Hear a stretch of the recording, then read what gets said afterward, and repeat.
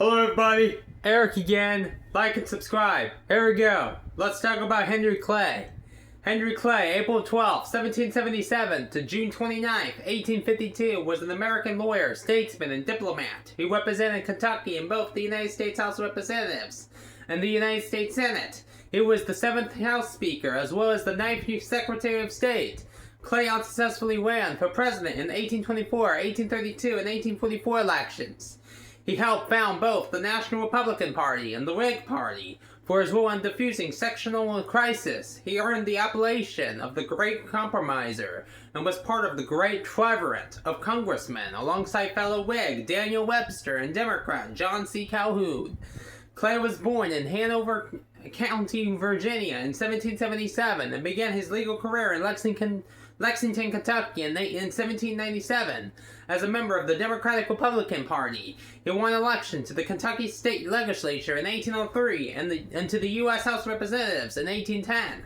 Clay was chosen as Speaker of the House in early 1811, and along with President James Madison, led the United States into the War of 1812 against Great Britain.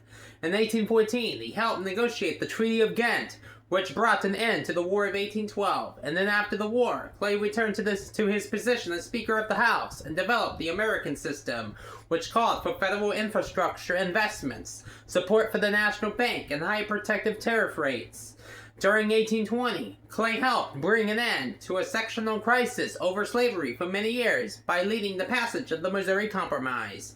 He finished with the 4th most electoral votes in the multi-candidate 1824 to 1825 presidential election, and used his position as Speaker to help John Quincy Adams win the contingent election held to select the president. President Adams then appointed him to the position of Secretary of State. As a result, critics alleged that the two had agreed to a corrupt bargain.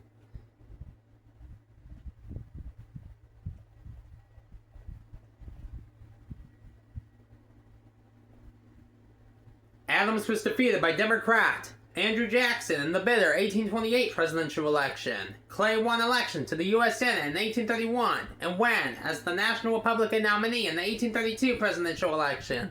Clay was defeated decisively by President Jackson, primarily due to his support for the National Bank, which Jackson vehemently opposed.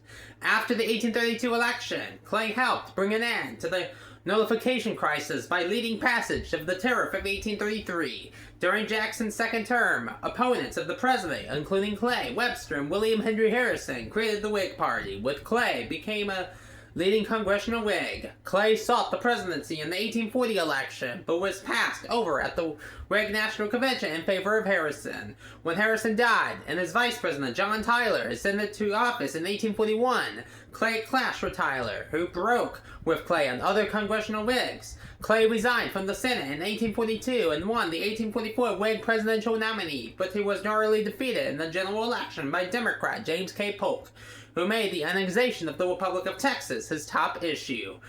Clay strongly criticized the subsequent Mexican-American War, where his son, Henry Clay Jr., was killed at the Battle of Buena Vista, and sought the Whig presidential nomination in 1848, but was passed over in favor of General Zachary Taylor, who went on to win the election. After returning to the Senate in 1849, Clay played a key role in passing the Compromise of 1850, which postponed a crisis over the status of slavery in the territories. Bye for now.